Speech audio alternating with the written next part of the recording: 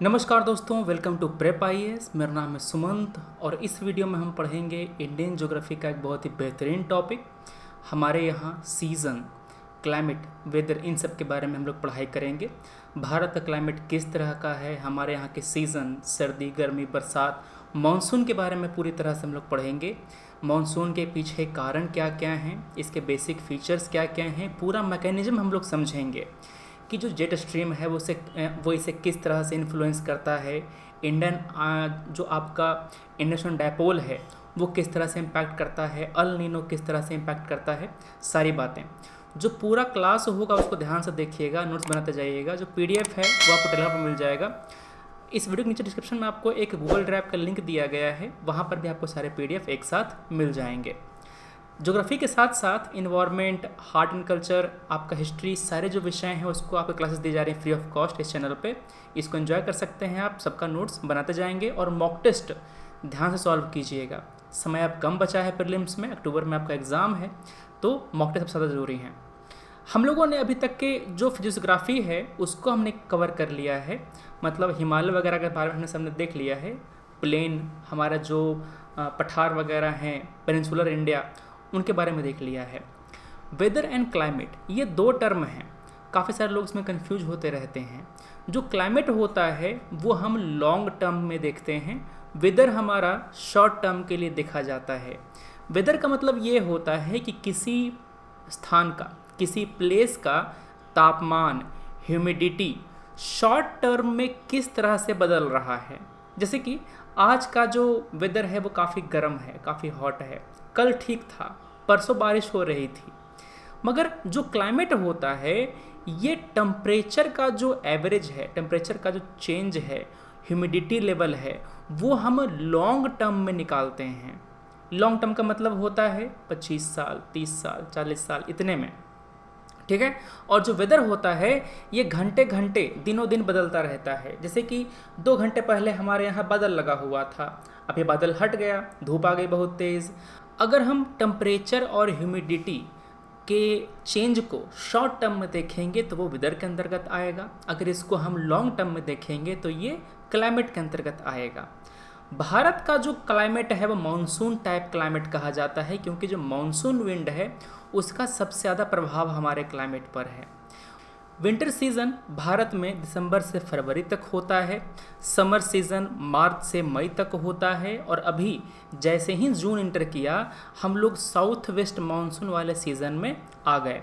ये सितंबर तक चलेगा। अक्टूबर से नवंबर तक जो मानसून है वो वापस लौटेगा, वो रिट्रीट कर रहा होगा, उसके बाद फिर से हमारे यहाँ सर्दी का मौसम शुरू होगा। तो हम लोग इन सारे सीज़न को विस्तार से पढ़ेंगे और सवाल करते हुए चलेंगे। सबसे पहले भारत का जो क्लाइमेट है उसके बारे में जो बेसिक बातें हैं वो समझ लेते हैं, ध्यान से इसको देखिएगा। सबसे पहले हमारे यहाँ तापमान और रेनफॉल दोनों के दोनों मॉडरेट हैं। क्या है, हमारे यहाँ तापमान भी मॉडरेट है, रेनफॉल भी मॉडरेट है। हमारे यहाँ एक्सट्रीम क्लाइमेट नहीं पाया जाता। एक्सट्रीम क्लाइमेट का मतलब ये है कि गर्मी होगी तो बहुत ज़्यादा, रेगिस्तान जैसा, ठंड होगी तो बहुत ही कम, मतलब कि बहुत ज़्यादा ठंड होगी जिस तरह से पोल में मिलता है, वैसा हमारे यहाँ तापमान नहीं है। मस्त तापमान है, बहुत बढ़िया। गर्मी में गर्मी होती है, ठंड में ठंड होती है, न बहुत ज़्यादा गर्मी न बहुत ज़्यादा ठंड, ठीक है। रेनफॉल, हमारे यहाँ रेनफॉल भी मॉडरेट होता है। रेनफॉल अगर ज़्यादा होता तो हमारे यहाँ हर जगह एवरग्रीन फॉरेस्ट पाए जाते, अगर रेनफॉल कम होता तो हमारे यहाँ हर जगह थॉर्नी, मतलब कांटेदार पौधे जो होते हैं, जो कम बारिश में उग जाते हैं, वो सब पाए जाते हैं। मगर हमारे यहाँ तापमान बढ़िया है, रेनफॉल बढ़िया है, इसीलिए हमारे यहाँ डिसिडुअस फॉरेस्ट काफ़ी मात्रा में पाए जाते हैं, पर्णपाती वन कहते हैं उसको हिंदी में, ठीक है।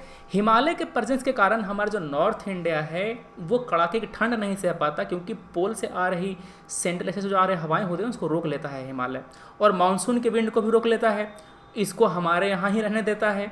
वरना हिमालय पार करके वो चला जाता सेंट्रल एशिया की तरफ, मानसून विंड अगर हिमालय नहीं रहा होता तो, ईस्टर्न हिमालय नहीं रहा होता तो। हमारे यहाँ विंड का रिवर्सल देखा जाता है जिसको हम लोग मानसून कहते हैं। इसके होने के कई कारण हैं। सबसे मेन कारण है ITCZ। आपको पता है कि सूर्य का अपेरेंट मूवमेंट होता है ऊपर की तरफ, सूर्य जहाँ है वहीं रहता है, पृथ्वी गोल गोल घूम रहा होता है, तो ऊपर नीचे होता रहता है उसका। तो जो ITCZ है, इंटर ट्रॉपिकल कन्वर्जेंस जोन है, इंटर ट्रॉपिकल कन्वर्जेंस जोन, ये वो एरिया होता है जहाँ पर आकर के ट्रेड विंड मिल रही होती हैं, यूं इस तरह से, ठीक है ना। ये इक्वेटर से थोड़ा सा ऊपर होता है और ये मूव कर रहा होता है, ठीक है। तो जब ये ITCZ भारत के ऊपर आ गया होता है तो विंड को अपनी तरफ खींचता है। क्यों सर? क्योंकि ITCZ होता है लो प्रेशर जोन। क्या होता है? Low pressure zone. अभी मैं थोड़ा दिखाता हूं आपको, देखो देखो ध्यान से। पहले ये जो ITCZ होता है ना, वो यहां पर होता है, देख रहे हो, दोनों ट्रेड विंड आ करके यहां पर कन्वर्ज कर रही हैं कि नहीं। ये जो इंटरट्रॉपिकल, ये जो आपका ITCZ है, ये ऊपर की ओर चला जाता है, वो यहाँ पर ऊपर आकर के यहाँ पर आके बस जाता है, देख रहे हो वाला, ये वाला यहाँ आ गया। तो अब लो प्रेशर यहाँ पर आ गया, पहले लो प्रेशर यहाँ पे था, समझ गए। तो जैसे ही लो प्रेशर ऊपर की ओर गया, सारी हवाएं दौड़ के पीछे पीछे इसकी तरफ आई और ये भारत में मॉनसून लेकर के आती हैं। ये जो विंड आ रहा है ना दौड़ करके इस तरफ से ऐसे, ये मॉनसून विंड है, इसको हम लोग साउथ वेस्ट मॉनसून कहते हैं, ठीक है। तो ये जो मॉनसून किस तरह से पैदा हुआ? ITCZ के मूवमेंट के कारण मॉनसून पैदा हुआ। हम वापस आएंगे तुरंत अभी क्या क्या कारक हैं उसके, ठीक है ना। तो आपने देखा यहाँ पर कि इसका मूवमेंट होता है। रेनफॉल में सीजनल और वेरिएबल रेनफॉल हमारे यहाँ मिलता है, जैसे कि हमारे यहाँ हर समय में बारिश नहीं होती, बरसात के मौसम में ही बारिश होती है, गर्मी में नहीं होती, सर्दियों में वेस्टर्न डिस्टर्बेंस के कारण बारिश होती है, ठीक है, जो कि राबी फसल के लिए इम्पॉर्टेंट होता है, लाभकारी होता है। अगला, हमारे यहाँ हाई प्रेशर और लो प्रेशर जो होता है इंडियन सब कॉन्टिनेंट पर, वो लैंड के और समुद्र के डिफरेंशियल हीटिंग के कारण, जैसे कि हमारे हिमालय के पीछे में तिब्बत का पठार है, जल्दी गर्म होता है, जल्दी ठंडा होता है, गुस्सैल आदमी है।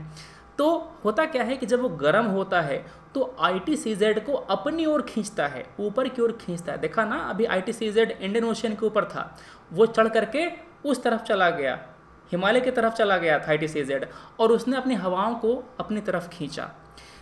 जो ईस्ट वेस्ट और नॉर्थ साउथ जो हमारा पूरा भारत है, मतलब गुजरात से लेकर अरुणाचल तक, जम्मू कश्मीर से लेकर कन्याकुमारी तक के पूरा स्ट्रेच है, यहाँ पर हमको देखने को मिलता है वेरिएशन।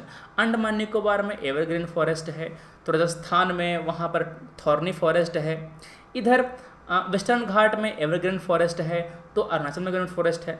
हमारे यहाँ हर तरह के पौधे मिलते हैं, हमारे यहाँ हर तरह के जंगल मिलते हैं। मानसेराम में खूब सारा बारिश होता है, तो राजस्थान हमारा सूखा पड़ा हुआ है, ठीक है। हमारे यहाँ कई सारे जो डिजास्टर हैं, आपदाएं हैं, वो आती रहती हैं, जैसे कि ईस्टर्न बॉर्डर उड़ीसा वाला, आंध्र प्रदेश वाला जो बॉर्डर है, जो आपका हमारा जो कोस्ट लाइन है, वो प्रभावित रहता है साइक्लोन से। अभी तो अंडमान निकोबार में भी कई सारे साइक्लोन आने लग गए हैं। ज़्यादा साइक्लोन बे ऑफ बंगाल में आते हैं अंडमान निकोबार, ये अरेबियन सी के मुकाबले, ठीक है ना। अरेबियन सी में साइक्लोन कम आता था, बे ऑफ बंगाल में साइक्लोन ज़्यादा आता था, समझ गए। मगर अभी ग्लोबल वार्मिंग के कारण आपका जो अरेबियन सी है ये भी ज़्यादा गर्म हो रहा है, वहाँ पर भी साइक्लोन बनने का कंडीशन फेवरेबल हो रहा है, इसलिए वहाँ पर बन रहा है। जो साइक्लोन बन रहे हैं वो सुपर साइक्लोन में तब्दील हो जा रहे हैं, मतलब उनकी जो विंड का स्पीड है वो बहुत ही ज़्यादा हो जा रहा है। तो ये भारत के क्लाइमेट का कुछ खास फीचर था। अब हमारे यहाँ मेनली 3 सीज़न होते हैं, सर्दी, गर्मी और बरसात, मानसून। हम लोग पहले मानसून को देखेंगे, उसके बाद विंटर और समर पर आएंगे। मानसून को लाने के पीछे मुख्य कारक कौन से हैं, ध्यान से देखिएगा। सबसे पहला कारक है हीटिंग और कूलिंग। लैंड और वाटर का जो हीटिंग और कूलिंग होता है वो, जैसे कि इंडियन ओशन का जो समुद्र है उससे ज़्यादा गर्म तिब्बत का पठार हो जाता है, तो इंडियन ओशन पे बनता है हाई प्रेशर और तिब्बत का पठार पे बनता है लो प्रेशर, और हवाएं हाई प्रेशर से लो प्रेशर की ओर चलती हैं, ठीक है। तो जो इंडियन सब कॉन्टिनेंट है इससे होकर के मानसून गुजरता है, हमारी तरफ मानसून आता है। ITCZ कैसे शिफ्ट करता है आपको मैंने बताया। ITCZ पहले यहाँ पर था, अब ITCZ ऊपर आ गया, यहाँ पर आ गया, तो सारी जो विंड यहाँ पर पहले आ रही थी वो सारा विंड अब यहाँ पर आएगा, ऊपर की ओर जाएगा। समझ गए? तो ये जो विंड का मूवमेंट हो रहा है ऊपर की तरफ, यही मानसून को लेकर के आ रहा है। मेडागास्कर के पास हाई प्रेशर एरिया बनता है। क्या बनता है? मेडागास्कर के पास हाई प्रेशर एरिया बनता है। और ये देखो, ये दिखा रहा है हाई प्रेशर, यही मेडागास्कर के वाला है, यहीं पे मेडागास्कर है, इस तरह से ऐसा, ठीक है ना। ये जो हाई प्रेशर एरिया है यही लो प्रेशर एरिया की तरफ हवा को ढकेलता है। तिब्बत का पठार बहुत ज़्यादा गर्म हो जाता है, यही तो बना रहा है लो प्रेशर। तिब्बत का पठार ही बना रहा है यहाँ पर लो प्रेशर ऊपर में, ठीक है। और इसके कारण से तिब्बत का पठार गर्म हो रहा है, इसका दिमाग गर्म होगा तो यहाँ से धुआं निकलेगा, यहाँ से क्या होता है, हवाएं ऊपर की ओर उठती हैं। जो वर्टिकल विंड होता है वो ऊपर की ओर उठता है। यहाँ से लो प्रेशर वाले से हवा ऊपर की ओर उठा और वो मेडागास्कर की तरफ गया, ठीक है ना। यहाँ से हवा ऊपर उठ करके मेडागास्कर की तरफ आएगा। क्या होगा? हवा ऊपर उठ करके यहाँ पर आएगा और यहाँ पर आकर के हवा नीचे गिरेगा। ध्यान सुनिएगा, दिखाता हूँ मैं आपको तुरंत मैप के जरिए, यहाँ पर एक डायग्राम के जरिए दिखाता हूँ। देखो, दिख रहा है ये वाला, ये तिब्बत का पठार है, ये पूरा भारत अपना है, ठीक है ना। इधर पूरा इस तरह से, टेंशन नहीं लेना है, ठीक है। ये आपका तिब्बत का पठार है, यहाँ ये गर्म हुआ, हवा ऊपर की ओर उठेगा और ये पूरा मेडागास्कर की तरफ आकर के गिरेगा, ठीक है। ये जो हवा चल रही है इसको हम लोग कहते हैं ट्रॉपिकल ईस्टर्ली जेट। ये टेम्पोरली बनता है तब जब ये तिब्बत का पठार का माथा गर्म होता है। समझ गए? तो ये जो आपका जेट आ रहा है आकर के यहाँ पर हवा नीचे की ओर गिराएगा, यहाँ पर हाई प्रेशर बनेगा और ये हाई प्रेशर से लो प्रेशर की तरफ हवाएं चलेंगी। ये जो आपका आ रहा है ना विंड, ये साउथ वेस्टर विंड है, साउथ वेस्टर मानसून है, जो अपने साथ ह्यूमिड एयर लेकर के, मतलब जो बादल है ना पूरा अपने तरफ लेकर के आ रहा है, ठीक है। चलो, हाँ, ये देख लिया आपने। ट्रॉपिकल ईस्टर्ली जेट स्ट्रीम जो है ये हो जाता है पैदा, जो देख रहा ना कि गिर रहा था, ये वाला ट्रॉपिकल ईस्टर्ली जेट स्ट्रीम जो नीचे आके हवा नीचे गिरा रहा था, अभी मैंने दिखाया ना। ये जो है वो मानसून को लेकर के आता है और बर्स्ट ऑफ द मानसून हमको फील होता है। अचानक से यहाँ पर हवा आती है एक झोंके की तरह और मानसून शुरू हो जाता है। अल नीनो, ला नीना, ये भी इम्पैक्ट करता है मानसून को। अल नीनो के कारण हमारा मानसून कमज़ोर होता है, ला नीना के कारण हमारा मानसून मजबूत होता है। समझ गए बात? चलिए, अब आते हैं हम लोग मानसून के आने के पीछे कारक क्या क्या हैं।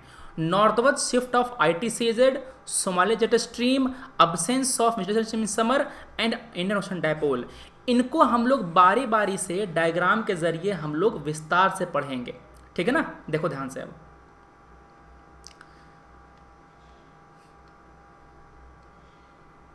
देखो, यही आपका 5 कारक है। Tropical easterly jet, second equatorial trough, subtropical westerly jet, El Nino, Indian Ocean dipole और सोमाली जेट। ये जो 5 कारक हैं वो प्रभावित करते हैं इंडियन ओशियन से जो निकला हुआ मानसून है उसको। सबसे पहले हम देखेंगे ट्रॉपिकल ईस्टर्ली जेट को, ठीक है। ये मैं क्या पढ़ा रहा हूँ। यहाँ पर आपने देखा कि जब तिब्बत का पठार गर्म हुआ तो यहाँ पर लो प्रेशर पैदा हुआ। मैं दोबारा बता रहा हूँ, टेंशन नहीं लेना है, सेम एकदम आसान चीज़ है, बस ध्यान से, पंखा मत ताकना, चुपचाप जो बता रहा हूँ वो देखते जाओ, ठीक है। तो तिब्बत का पठार गर्म हुआ, यहाँ से हवा उठना शुरू हुआ। ये हवा ऊपर ऊपर ज़मीन के नज़दीक नहीं, आसमान में हवा में वहाँ पर चलेगा। ये ऊपर जा कर के हवा चल रहा है और इधर आ रहा है मेडागास्कर की तरफ। यहाँ पर देखा कि हाई प्रेशर है, नीचे आकर के यहाँ पर गिर गया, ठीक है। और ये जो हवा है वो जा रही है इस गैप को फिल करने, मतलब जो लो प्रेशर एरिया है ना, इसको भरने के लिए ये जा रहा है, अपने साथ मानसून का विंड लेकर के जा रहा है। ये जो आपका ट्रॉपिकल ईस्टर्ली जेट स्ट्रीम है ये टेम्पररी है, ये केवल गर्मी के दिनों में पैदा होता है। ये काम केवल गर्मी के दिनों में ही होता है। गर्मी के दिनों में ही तिब्बत का पठार गर्म होगा ना, ठंड के दिनों में थोड़े होगा। क्लियर बात? गर्मी में पठार गर्म हुआ और उसके बाद फिर बारिश आ गई। क्लियर बात। अब सोचो, ये पठार जितना ज़्यादा गर्म होगा ये लो प्रेशर एरिया उतना ही ज़्यादा डेवलप होगा, मतलब कि उतना ही भयंकर लो प्रेशर बनेगा। क्लियर बात। तो जितना स्ट्रॉन्ग आपका ट्रॉपिकल स्टर्ली जेट रहेगा आपका मॉनसून उतना ज़्यादा स्ट्रॉन्ग आएगा। ठीक है, तो ट्रॉपिकल स्टर्ली जेट का मजबूत होना बहुत ही ज़्यादा जरूरी है। आगे देखो, अगला क्या था, सेकेंड इक्वेटोरियल ट्रफ। आपको मैंने बताया कि ITCZ पहले नीचे की ओर होता है, ये ऊपर की ओर मूव करता है। ITCZ जहां पर होगा वहां पर लो प्रेशर का एरिया बनेगा। ठीक है, कभी कभी ये खुद तो चला जाता है, ध्यान सुनना, कभी कभी ये खुद तो ऊपर चला जाता है मगर अपना जो लो प्रेशर का एरिया है ना वो नहीं ले जा पाता। ठीक है, यहाँ पर तिब्बत का पठार है वो गर्म हो रहा है, ये लो प्रेशर बना रहा है। अगर ITCZ वाला लो प्रेशर भी आकर के मिल गया इससे तो लो प्रेशर एरिया और मजबूत हो जाएगा। ठीक है, मतलब कि तिब्बत का पठार ऐसे ही गर्म है, गर्म हो रहा है अपना, अगर तिब्बत के पठार के पास हीटर लगा दोगे तो और गर्म हो जाएगा, यही वाला हीटर है। ठीक है ना, यही है जो तिब्बत का पठार का माथा और गर्म करता है। ठीक है, तो ये जब ऊपर चला जाएगा तो दोनों यहाँ पर कोइंसाइड हो जाएंगे, आपस में ओवरलैप हो जाएंगे, तो ये लो प्रेशर को और स्ट्रांग बना देता है। मानसून के विंड पूरा दौड़ते हुए इधर आएगा, क्या होगा, पूरा दौड़ते हुए ऊपर की ओर आएगा। इसी को हम कहते हैं सेकंड इक्वेटोरियल ट्रफ। ठीक है, चलिए तीसरा देखिएगा। ठीक है, तीसरा आपका है सोमाली करंट। ये जो आपका सोमाली करंट है ये नीचे बनता है, ट्रॉपिकल ईस्टर्ली जेट स्ट्रीम जमीन से बहुत ऊपर बन रहा था, मगर जो सोमाली जेट स्ट्रीम है ना वो जमीन के नज़दीक ही बनता है और जो ओशियन करंट है उसको भारत की ओर लेकर के जाता है। क्या होता है, ओशियन करंट को भारत की ओर, इसको भारत की ओर लेकर के जाता है और इसके साथ साथ मॉनसून की जो हवाएं हैं वो साथ में जाती हैं। क्या हो जाता है, ये जेट स्ट्रीम मिलता है लो लेवल पर, ये भी टेम्पररी है और ईस्टर्ली वाले की तरह ये भी गर्मी के दिनों में ही पैदा होता है और ये मॉनसून के विंड को भारत की तरफ पुश करता है। जितना ज़्यादा स्ट्रांग ये करंट होगा उतना ज़्यादा स्ट्रांग हमारा मॉनसून रहेगा। तो ये है तीसरा फैक्टर। ठीक है, अब तुम जान लो चौथा फैक्टर क्या है। चौथा फैक्टर है सब ट्रॉपिकल वेस्टर्ली जेट। ये चौथा आदमी है जो मॉनसून को इम्पैक्ट कर रहा है। क्या है, सब ट्रॉपिकल वेस्टर्ली जेट स्ट्रीम। देखो ये जो वेस्टर्ली जेट होता है वो ये वाला है। ठीक है, पहले ये हिमालय के साउथ में होता है, देख रहे हो ना, हिमालय का नॉर्थ ये है, देखो ये हिमालय है, हिमालय का नॉर्थ ये है, हिमालय का साउथ ये है, तो हिमालय के दक्षिण में अभी है। ये जो वेस्टर्ली जेट स्ट्रीम है ये हाई प्रेशर पैदा करता है। अब तुम बताओ भारत में अगर हाई प्रेशर बना हुआ रहेगा तो क्या मॉनसून का विंड इसकी तरफ आएगा? नहीं ना आएगा। जब तक ये लो प्रेशर एरिया ना बन जाए तब तक नहीं आएगा। बात समझ रहे हो? और जब तक ये ससुर यहाँ पर बैठा हुआ है तब तक लो प्रेशर हो पाएगा जी? नहीं हो पाएगा, क्योंकि ये आदमी है हाई प्रेशर का। ठीक है, होता क्या है कि जैसे जैसे गर्मी आता है वैसे वैसे ये जो मोटा आदमी है वो हिमालय के पीछे जाने लगता है। क्या होता है? हिमालय के पीछे जाने लगता है। पीछे जाने के दौरान ये बाइफरकेट हो जाता है, वो दो भागों में बट जाता है। इस तरह से देखो दिख रहा है, ये एक भाग चलाता है इधर तरफ, ये भाग जा रहा होता है पीछे से। समझ रहे हो ना? तो जब तक ये भाग हिमालय के साउथ में है, मतलब कि इस जेट स्ट्रीम का पार्ट जब तक हिमालय के साउथ में है तब तक मानसून नहीं आएगा। जैसे ही ये वाला पार्ट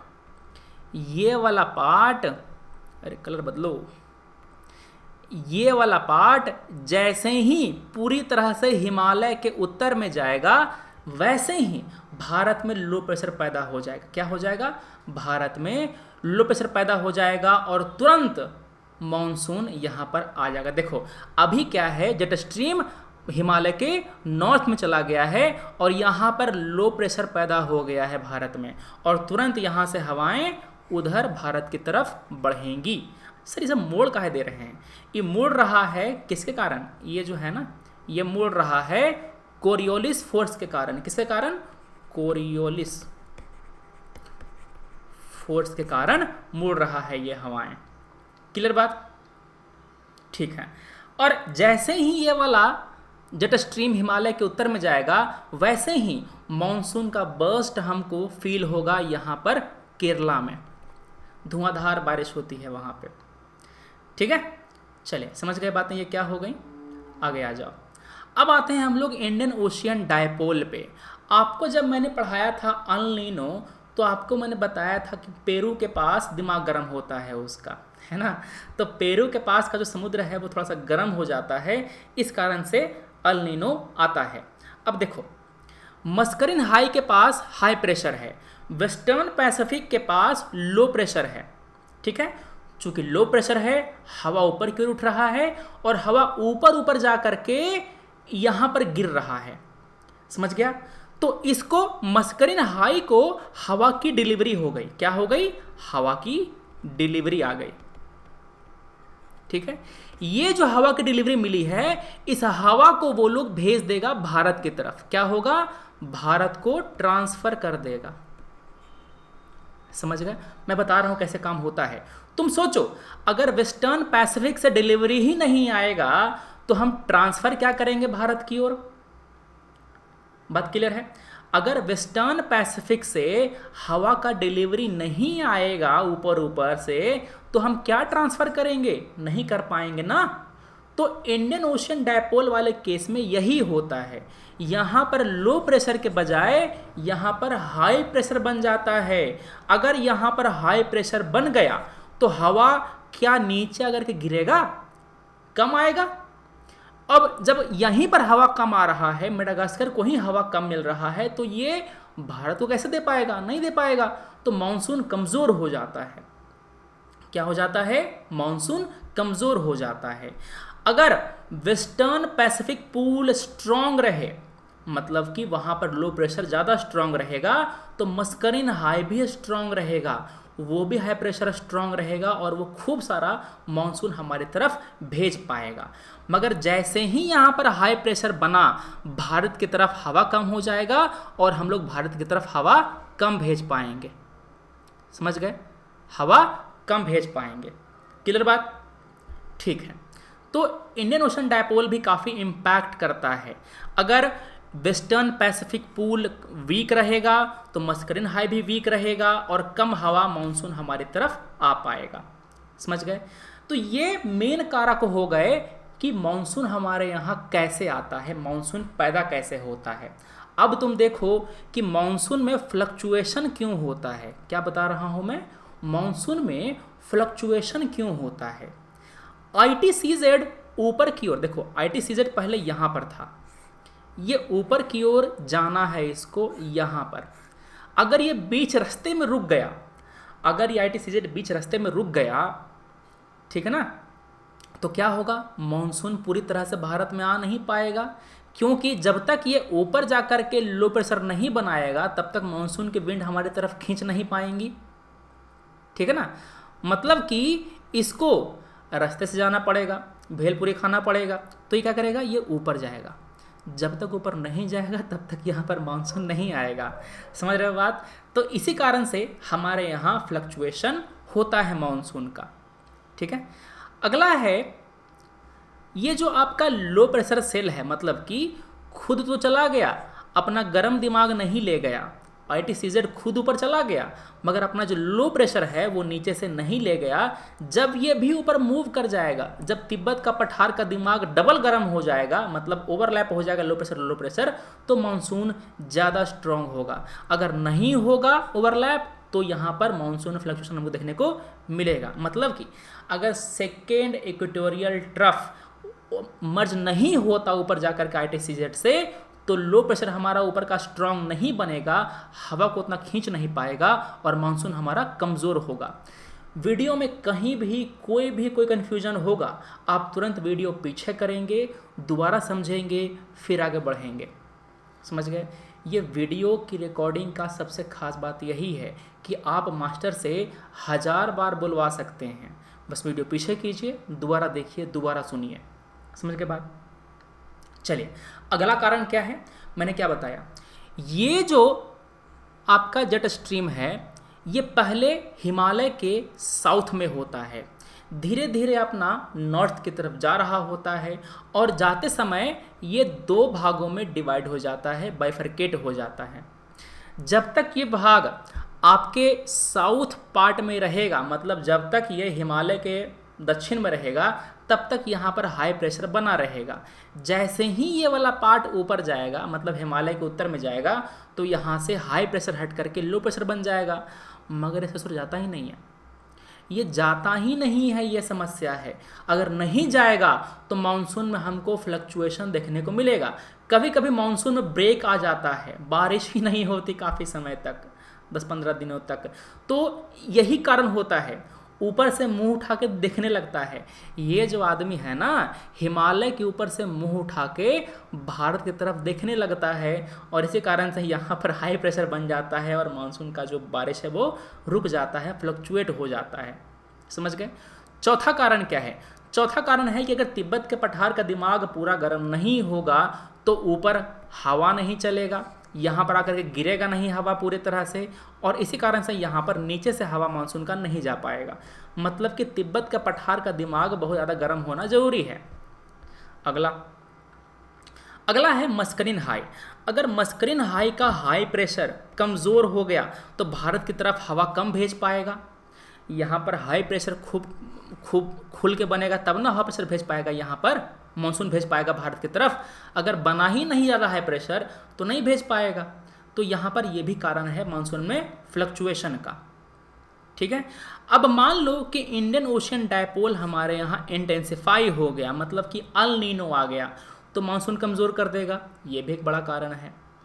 तो जो भी आपको मैंने ज्ञान दिया, अब आपको सवाल पूछेगा यूपीएससी किसी भी तरह का मानसून पर, आप आराम से बता ले जाएंगे।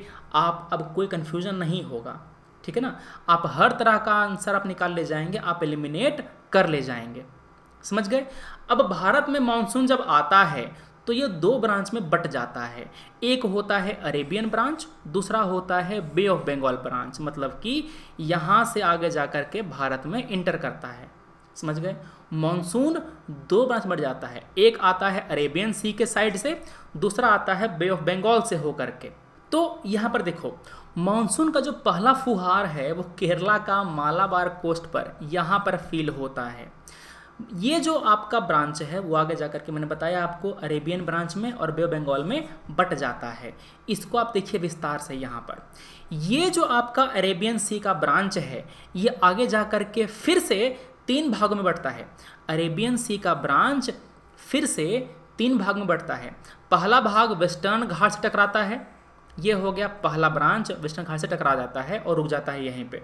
दूसरा जो होता है वो अरावली के पैरेलल निकल जाता है। क्या होता है? दूसरा ब्रांच अरावली के पैरेलल निकल जाता है।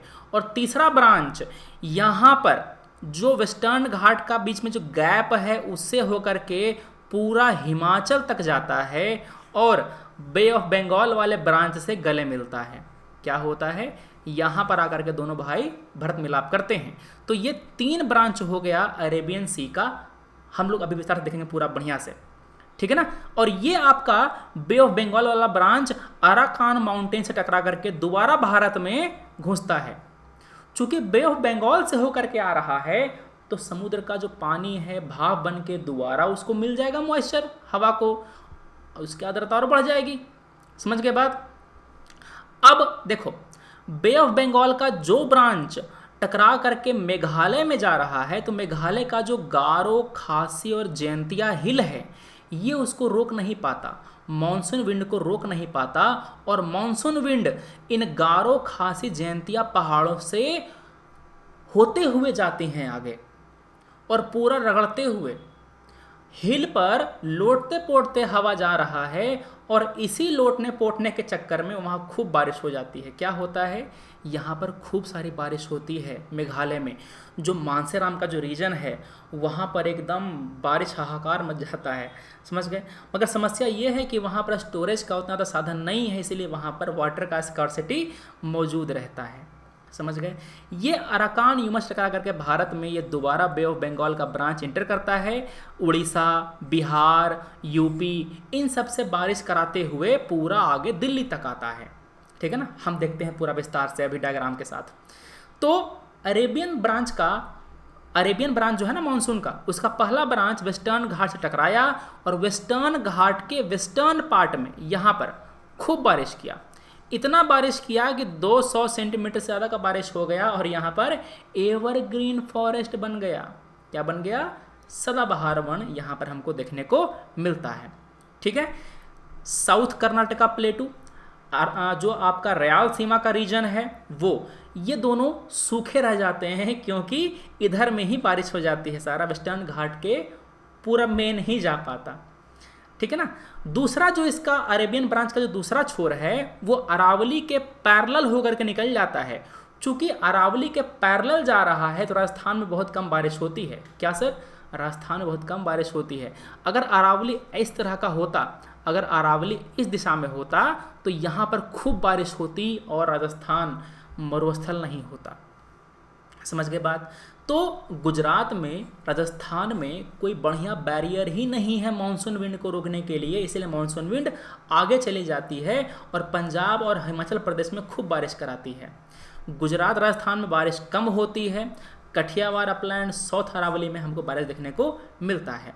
और जो तीसरा ब्रांच है अरेबियन ब्रांच वाला, देखो मानसून का 2 ब्रांच, कौन सा, अरेबियन सी ब्रांच और Bay of Bengal branch. Arabian branch का भी 3 ब्रांच, एक टकरा गया वेस्टर्न घाट से, एक चला गया अरावली सी के पैरेलल में और तीसरा मैं पढ़ा रहा हूँ आपको। तीसरा जो है वो अरावली विंध्या के बीच से निकल रहा है, विंध्या सतपुड़ा के बीच से निकल रहा है, जहाँ जहाँ गैप मिलेगा उसके बीच से वो निकल जा रहा है। ये तीसरा ब्रांच है अरेबियन सी का, ठीक है। और यही ब्रांच आगे जा करके पूरा हिमाचल प्रदेश और पंजाब तक आगे बढ़ता है। अब हम आते हैं बे ऑफ बंगाल ब्रांच की तरफ।